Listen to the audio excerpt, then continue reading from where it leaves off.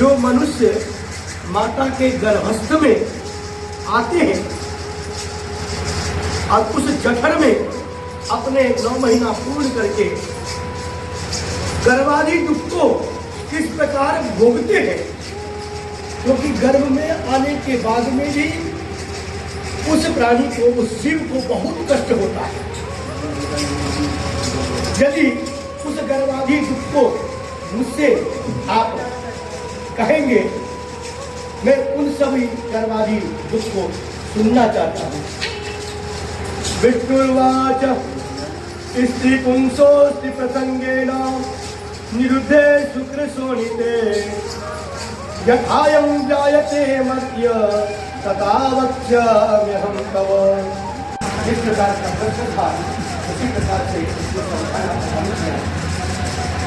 कहा, सुनिए, स्त्री पुरुष संगम करने से स्त्री को रुधिर और पुरुष का वीर दोनों एकत्र हो गर्भ में स्थित होता है। वह जीव जिस तरह जन्म लेता है, मैं तुमसे उस कथा का वर्णन करता हूँ, सुनो।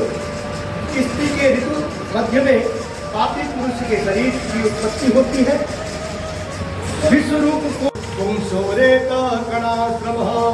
ईश्वर से प्रेरित हुए कर्मों के शरीर धारणार्थ पुरुष के वीर बिंदु के आश्रय से स्त्री के उदर में जीव प्रवेश करता है। एक रात्रि में शुक्र शोणित योग से दोनों के सदृश, 5 रात्रि में बुधगुण सदृश और 10 दिन में के है। 10 दिन बदरी फल के समान कठिन तदंतर मांस पिंडाकार होता है। योनि के अंदर अंड के आकारवत होता है। 1 महीने में मत्स्य, दूसरे महीने में भुजा और आदि अंग की रचना होने लगती है। तीसरे महीने में नख। हम सब जानते हैं, डॉक्टर भी इसी प्रक्रिया को अपनाते हैं।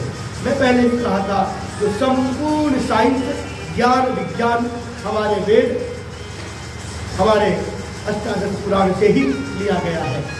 इन्हीं के अध्ययन से अनेक वैज्ञानिक उस पर शोध करके अपनी अपनी रचना करते हैं, अपनी अपनी विचार देते हैं।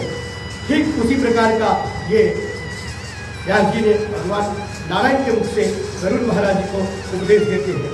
6ठे महीने में गर्भ की जो झिल्ली होती है वो टूटता है और मनुष्य कुक्षी के गर्भ में प्रवेश करने लग जाता है। मातुर जगधात्र पाना दोते भक्ता तु सम्मते।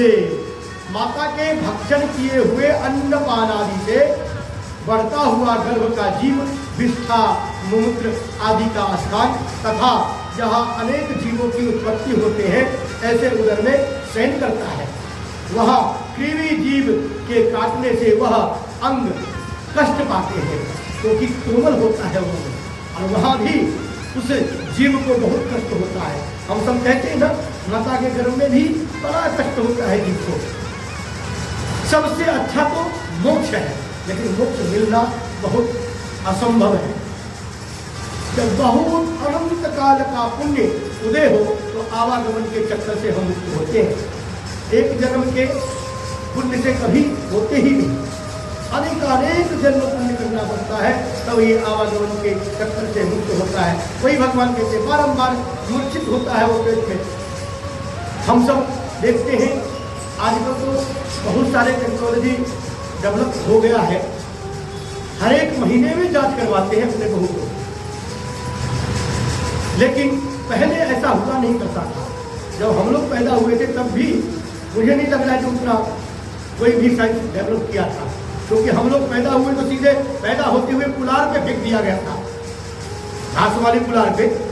और भाई जो बहुत वृद्ध होती थी, जो इस बात की जानकारी रखती थी, वही लोग देखते थे। लेकिन आज जन्म होते ही हम सबको शीशा में बंद कर दिया जाता है। नहीं, थोड़ी से भी कोई कष्ट हो तो बस आईसीयू इत्यादि का बहुत सारे प्रयोग करते हैं, लेकिन पहले ऐसा नहीं था। लेकिन अब देख लीजिए, आज का जो बच्चा है वो हमसे कमजोर है। क्यों? क्योंकि हमने इतना कोमल बना दिया उसको, इतना कोमल बना दिया जो हवा बसात के कारण उसको शीत दुख इत्यादि लगने लगता लेकिन हम सब को कुलार में फेंक दिया था तो आज भी जिंदा सही है। और आजकल के बच्चे को बहुत हिफाजत करना पड़ता है। कहने का भाव यह है, जो प्राचीन काल की परंपरा थी वो प्राचीन काल की परंपरा अक्षुण्ण थी, परंतु समय के कारण खान पान सब कुछ का विस्तार होता चला गया। हम सब आधुनिकता के युग में ढलते चले गए, और जब आधुनिकता हमारे पे हावी हो जाए तो निश्चित है इस प्रकार की तो समस्या पैदा होना ही है। क्योंकि सबको पता है जो किसी चीज की आविष्कार तभी होता है जब किसी चीज का हनन होता है।